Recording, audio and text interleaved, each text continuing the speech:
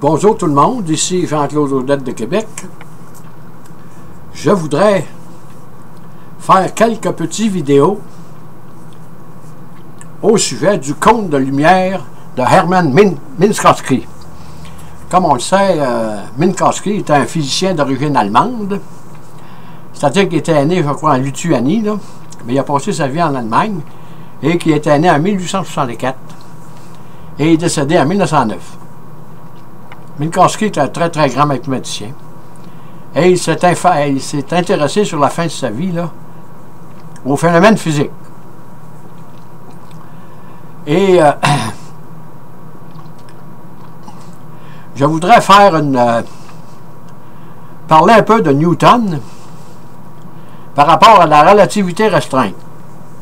Comme on le sait, le diagramme de Minkowski représente la façon graphique de la relativité restreinte d'Albert Einstein. Avant la relativité restreinte, on connaissait les lois de Newton et qui nous disaient que F égale ma, et c'est une force qui se répand dans tout l'univers, et que la vitesse, il n'était pas question de vitesse de lumière dans ces années-là, et c'est pourquoi.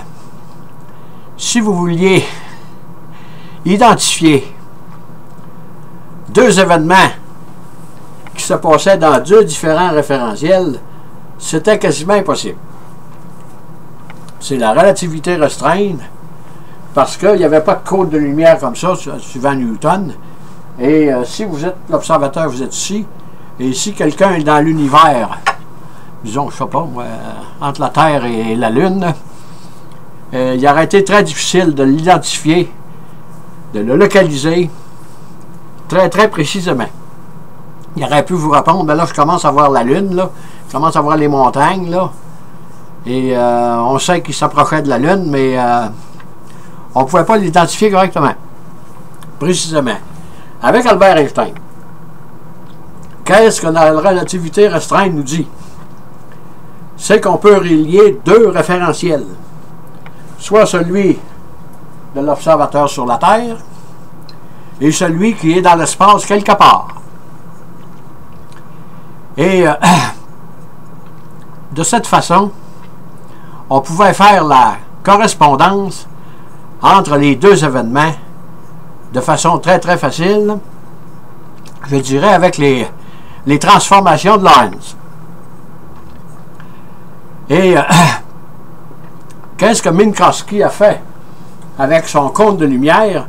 C'est lui le premier qui a, en déduisant les équations de la relativité restreinte d'Albert Einstein, le premier qui a parlé de la quatrième, disons, dimension, l'espace-temps de la relativité restreinte. Et ceci, évidemment, ça s'est fait en 1907, 2 ans après qu'Albert eut publié la relativité restreinte. Et comme vous voyez déjà, avec le diagramme de Minkowski, le cône de lumière, ceci va servir à Albert pour élaborer sa théorie de la relativité générale. On ne rentrera pas dans les détails, là, mais disons que la relativité restreinte d'Albert, avec le cône de lumière de Minkowski, représente la façon qui a changé, je dirais, la façon de voir le monde, là, à partir de 1905 et 1907.